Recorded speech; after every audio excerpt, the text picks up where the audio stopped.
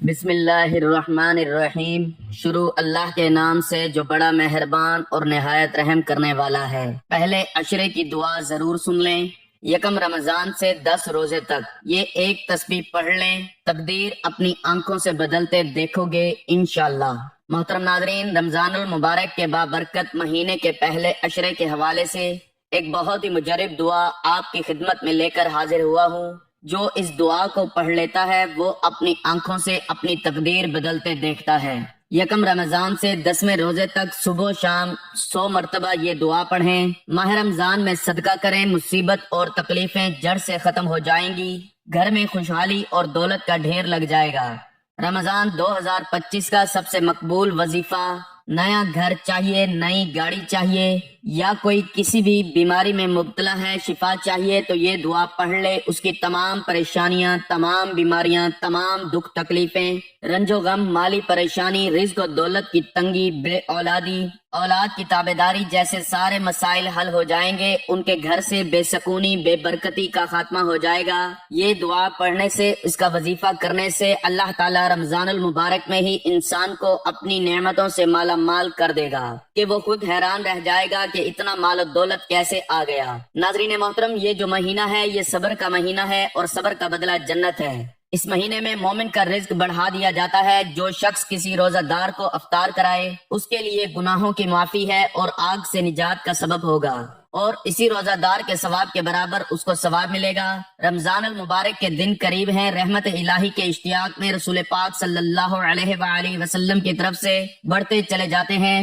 رمضان سے پہلے 2 ماہ آپ صلی اللہ علیہ وآلہ وسلم کے ہاں رمضان کا تذکرہ شروع ہو جاتا، جیسا کہ ایک روایت کے مطابق رسول اکرم صلی اللہ علیہ وآلہ وسلم رجب میں دعا فرماتے ہیں: اے اللہ، ماہ رجب اور شعبان میں برکت نازل فرما اور ہمیں رمضان نصیب فرما۔ جب رسول پاک صلی اللہ علیہ وآلہ وسلم شعبان کا مہینے میں داخل ہوتے، یہ ذوق و شوق مزید بڑھ جاتا اور آپ اس مہینے کے شب و روز گویا رمضان جیسا رنگ اختیار کرتے۔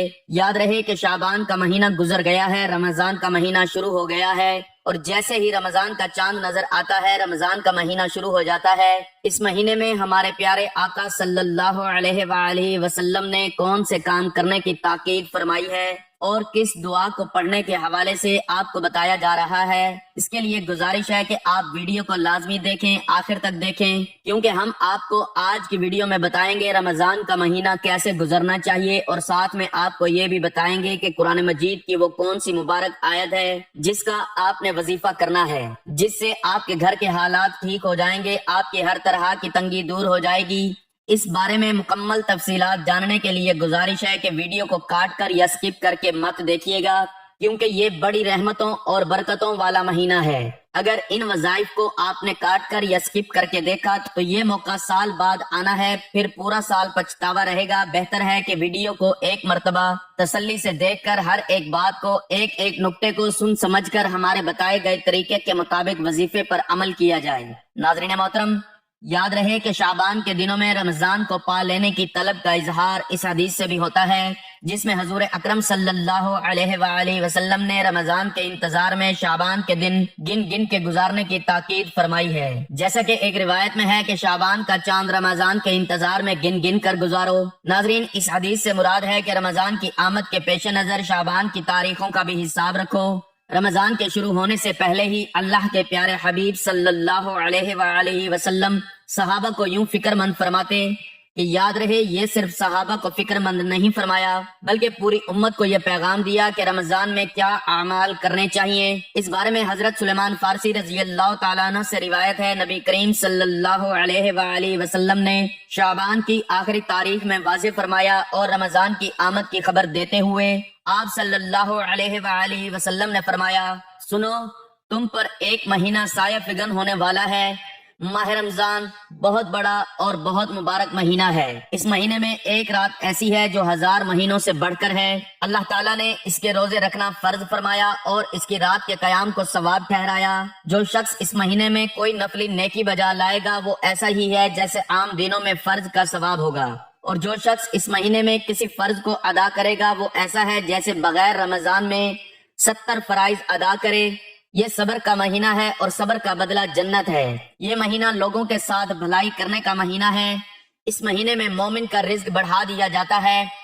جو شخص کسی روزہ دار کو سیر و افطار کرائے اس کے لیے گناہوں کے معاف ہونے اور آخرت میں نجات کا سبب ہوگا۔ اس روزہ دار کے ثواب کے برابر ثواب ہوگا، مگر روزہ دار کے ثواب میں کچھ بھی کمی نہیں ہوگی۔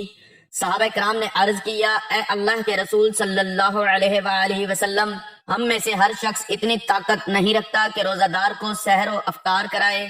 آپ صلی اللہ علیہ وآلہ وسلم نے فرمایا، یہ سوال پیٹ بھر کر کھلانے پر نہیں، اگر کوئی شخص ایک کھجور سے ہی افطار کرا دے یا ایک گھونٹ پانی یا ایک گھونٹ دودھ کا پلا دے تو اللہ اس پر بھی ثواب عطا فرما دے گا۔ یہ ایسا بابرکت مہینہ ہے کہ اس کا اول حصہ رحمت، درمیانی حصہ مغفرت اور آخری جہنم کی آگ سے آزادی کا ہے۔ جو شخص اس میں اپنا غلام پر نوکری کے بوجھ کو ہلکا کر دے گا، اللہ تعالیٰ اس کی مغفرت فرما دے گا اور آگ سے آزادی عطا فرمائے گا۔ اس مہینے میں 4 چیزوں کی کثرت کیا کرو، جن میں سے 2 چیزیں اللہ کی رضا کے لیے ہیں اور 2 چیزیں ایسی ہیں جن سے تمہیں سارا کام نہیں، 2 چیزیں جن سے تم اپنے رب کو راضی کرو، وہ کلمہ طیبہ اور استغفار کی کثرت ہے، اور 2 چیزیں یہ ہیں کہ جنت کی طلب کرو اور جہنم کی آگ سے پناہ مانگو۔ جو شخص کسی روزہ دار کو افطار کراتے ہوئے پانی پلائے گا، اللہ تعالیٰ اسے میرے حوض سے پانی پلائے گا، جس کے بعد جنت میں داخل ہونے تک اسے پیاس نہیں لگے گی۔ تو ناظرین محترم، یہ تفصیلی حدیث ہر مسلمان کو اپنے اپنے پلے باندھ لینی چاہیے کہ اس حدیث میں اللہ کے رسول صلی اللہ علیہ وآلہ وسلم نے رمضان کے مہینے کے وہ کام تفصیل کے ساتھ بتائے جن کو رمضان میں ہی کرنا چاہیے، اور رمضان میں جو اجر و ثواب بڑھا دیا جاتا ہے اس کا بھی ذکر فرما دیا تاکہ ہر مسلمان اس مبارک مہینے میں شوق کے ساتھ عبادت کرے۔ ناظرین محترم، یہ انسانی فطرت ہے کہ اسے کسی چیز میں زیادہ فائدہ نظر آتا ہے تو اس کی رغبت اس جانب بڑھ جاتی ہے۔ تو ناظرین، یاد رہے کہ اللہ تعالیٰ نے یہ مبارک مہینہ ہمیں اس لیے عطا فرمایا ہے کہ 11 مہینے انسان دنیا کے کاموں میں مشغول رہتا ہے، جس کی وجہ سے دلوں میں غفلت پیدا ہو جاتی ہے، روحانیت اور اللہ تعالیٰ کے قرب میں کمی واقع ہو جاتی ہے۔ تو رمضان المبارک میں آدمی اللہ کی عبادت سے اس کمی کو دور کر سکتا ہے، دلوں کی غفلت اور زنگ کو دور کر سکتا ہے، تاکہ اللہ تعالیٰ کا قرب حاصل کر کے زندگی کا ایک نیا دور شروع ہو جائے۔ آئیے اب آپ کو بتاتے ہیں کہ کون سی آیتیں پڑھنی ہیں۔ کہتے ہیں کہ کسی نے حضرت علی رضی اللہ تعالیٰ عنہ سے شکایت کی کہ اس کے گھر کے حالات خراب ہیں، اس میں تنگی ہے، تو حضرت علی رضی اللہ تعالیٰ عنہ نے فرمایا کہ ابھی رمضان کا مہینہ شروع ہو گیا ہے، تو 100 بار یا حی یا قیوم برحمتک استغیث کو پڑھ لیا کر۔ جو بندہ ماہ رمضان کے پہلے عشرے میں یہ آیت مبارکہ پڑھ لے، دولت اور اپنے حالات بدلتے ہوئے خود دیکھے گا۔ آپ نے یہ کرنا ہے اور اپنے حالات کے لیے دعا کرنی ہے، کیونکہ میں نے اللہ اور اس کے رسول صلی اللہ علیہ وآلہ وسلم سے سنا ہے کہ جب رمضان آتا ہے تو جنت کے اور اللہ کی رحمت کے دروازے کھول دیے جاتے ہیں اور جہنم کے دروازے بند کر دیے جاتے ہیں۔ اللہ تعالیٰ سے جو بھی دعا مانگی جائے، اللہ تعالیٰ وہ سب کچھ عطا فرماتا ہے۔ نبی پاک صلی اللہ علیہ وآلہ وسلم نے فرمایا، جس نے بلا کسی شرعی عذر، رخصت، بلا کسی مرض کے جس میں روزہ چھوڑنا جائز ہو روزہ چھوڑا تو اگرچہ بعد میں رکھ لیا تب بھی ساری عمر کے روزوں سے اس کی تلافی نہیں ہو سکتی۔ اس کے علاوہ بھی قرآن و حدیث میں رمضان المبارک کے بے شمار فضائل و برکات بیان کیے گئے ہیں۔ رمضان المبارک کو 3 عشروں میں تقسیم کیا جاتا ہے، 10 دنوں کو ایک عشرہ کہا جاتا ہے، لہٰذا رمضان کے پہلے عشرے کو عشرہ رحمت، دوسرے عشرے کو عشرہ مغفرت، تیسرے اور آخری عشرے کو عشرہ نجات کہا جاتا ہے۔ رمضان المبارک کے آغاز پر پہلی شب کو ہی جنت کے دروازے کھول دیے جاتے ہیں اور شیطان زنجیروں میں جکڑ دیے جاتے ہیں۔ بعد نماز عشاء سورۃ فتح کی تلاوت کی بہت فضیلت ہے۔ اس کے علاوہ رمضان المبارک کے پہلے عشرے کی دعا کی بھی بہت فضیلت ہے۔ پہلے عشرے کی دعا یہ ہے، رب اغفر لی وارحم وانت خیر الراحمین، اللہ مجھے بخش دے، مجھ پر رحم فرما، سب سے بہتر رحم فرمانے والا ہے۔ عشرہ رحمت کی ایک اور دعا ہے، یا حی یا قیوم برحمتک استغیث، ترجمہ، اے سدا رہنے والے، اس سب کو قائم رکھنے والے، میں تیری رحمت سے مدد چاہتا ہوں۔ پہلے عشرے کی خصوصی نفلی عبادات۔ نمبر 1، پہلے عشرے یعنی رمضان المبارک کی پہلی تاریخ سے 10 تاریخ تک روزانہ پہلا کلمہ 100 بار پڑھنا بہت افضل ہے۔ نمبر 2، ایک تسبیح سورۃ اخلاص پڑھیں۔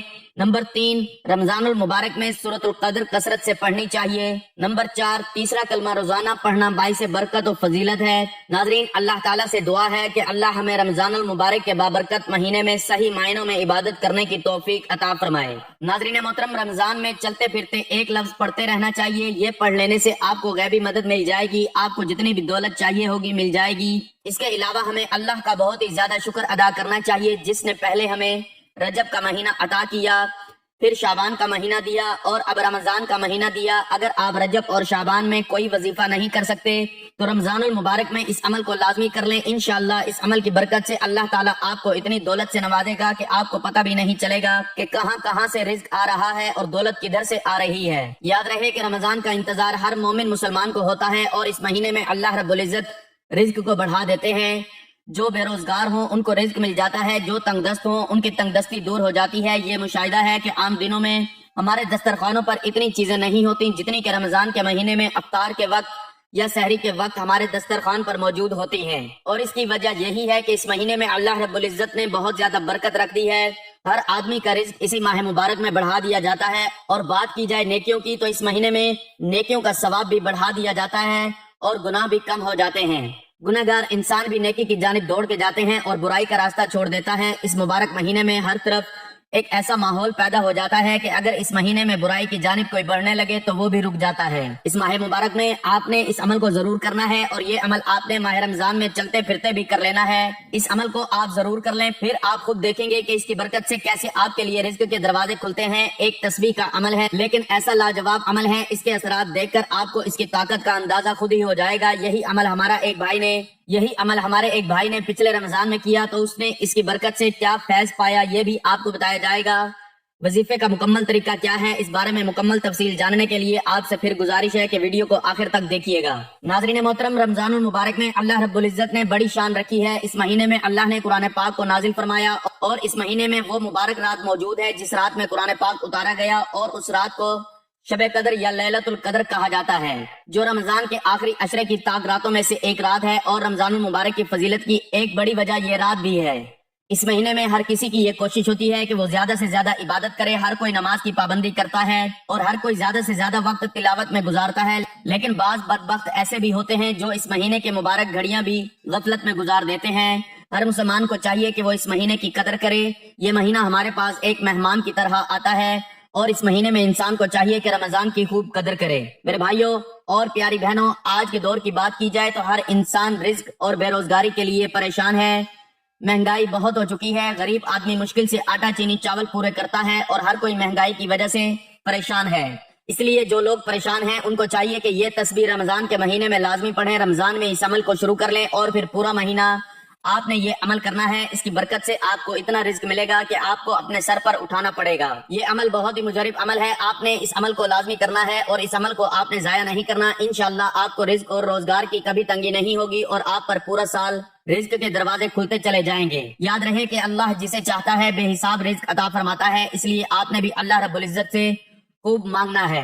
عمل میں آپ کو بتانے والا ہوں، یہ ایک ایسی تسبیح کا عمل ہے۔ یہ تسبیح کیا ہے اور آپ نے کیسے کرنی ہے، آپ نے غور سے سننا ہے، اور یقین جانیے اس تسبیح کی برکت سے آپ کو ایسے ایسے معجزات دیکھنے کو ملیں گے کہ آپ اس عمل کو ہمیشہ کے لیے اپنا معمول بنا لیں گے، اور جب ایک بار اس کو شروع کریں گے پھر آپ کا دل اس عمل کو چھوڑنے کا نہیں کرے گا، اور آپ خود کہیں گے یہ تسبیح نہیں ہے بلکہ دولت بنانے والی مشین ہے، یہ رزق کی مشین ہے جو آپ کے ہاتھوں میں لگ گئی ہے۔ یاد رہے کہ جب میں تسبیح کا ذکر کروں تو اس سے مراد 100 دانوں والی تسبیح ہوتی ہے، تو آپ نے ایک تسبیح پہلے سے لے لینی ہے تاکہ آپ آسانی سے یہ عمل کر سکیں۔ یہ اللہ رب العزت کے ایک صفاتی نام کا عمل ہے، اور ساتھ میں قرآن کا ایک کلمہ بھی ہے۔ اس عمل کے اثرات، اس کے معجزات آپ اپنی آنکھوں سے دیکھیں گے۔ آپ نے یہ عمل یکسوئی والی جگہ پر بیٹھ کر کرنا ہے۔ عمل کا طریقہ یہ ہے کہ آپ نے تسبیح کے ہر دانے پر یہ کلمات پڑھنے ہیں، یا رزاق اللہ الصمد یا رزاق۔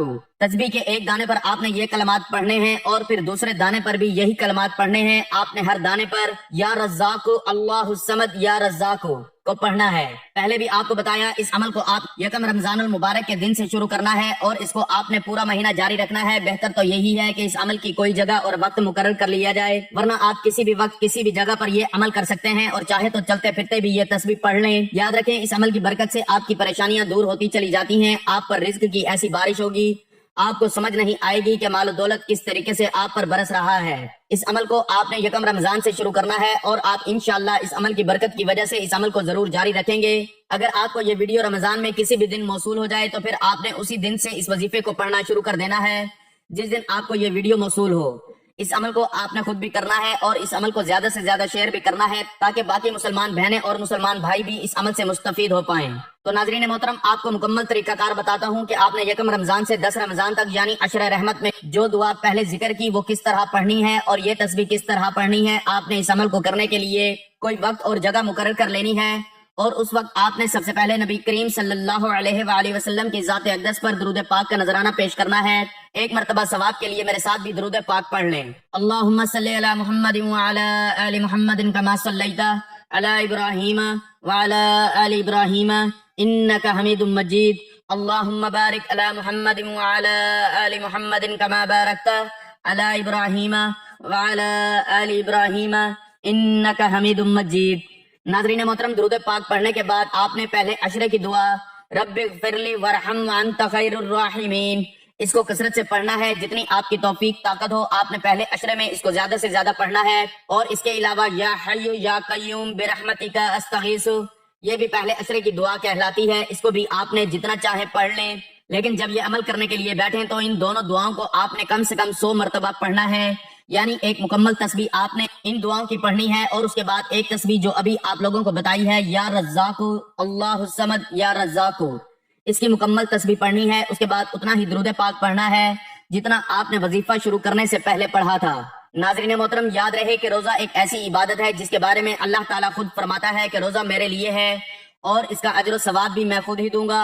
اور خود ہی سوچ لیجئے کہ جس عبادت کی جزا خود اللہ تعالیٰ عطا فرمائیں گے تو پھر روزے کے اجر کو کون سمجھ سکتا ہے، اس کا اجر اللہ تعالیٰ کتنا دیں گے۔ میرا آپ سب کے لیے یہی پیغام ہے کہ رمضان میں اپنی بخشش کروا لیں، اپنے مرحومین کے لیے دعا کریں، ان کی بخشش کی دعائیں کریں، اور اپنی دنیا اور آخرت کے لیے اللہ تعالیٰ سے دعا مانگیں، اپنے حق میں فیصلے کروانے کے لیے اللہ تعالیٰ سے دعا مانگیں، اور رمضان المبارک میں بتائی گئی دعاؤں کو پہلے عشرے میں کثرت کے ساتھ پڑھتے رہیں۔ وظیفے کا وقت مقرر ہو تو بتائے گئے طریقے کے مطابق وظیفہ کریں، اور وظیفہ کرنے کے بعد جتنا بھی چاہیں ان دعاؤں کو پڑھ سکتے ہیں، ان کا ورد کر سکتے ہیں۔ اس تسبیح کا عمل آپ پورے رمضان المبارک میں زیادہ سے زیادہ کر سکتے ہیں۔ دعا ہے کہ اللہ تعالی ہم سب کو رمضان المبارک میں زیادہ سے زیادہ تسبیحات، عبادات، ذکر اذکار کرنے کی طاقت اور توفیق عطا فرمائے، اور ہم سب کو پنجگانہ نماز باجماعت ادا کرنے کی توفیق عطا فرمائے، اور ہمارا خاتمہ ایمان پر فرمائے، آمین ثم آمین۔ دعا ہے کہ اللہ تعالی ہمیں رمضان کی خیر و برکتوں اور رحمتوں سے مالا مال فرمائے، میرا سنانا اور آپ کا سننا اپنی بارگاہ میں قبول و منظور فرمائے، آمین ثم آمین۔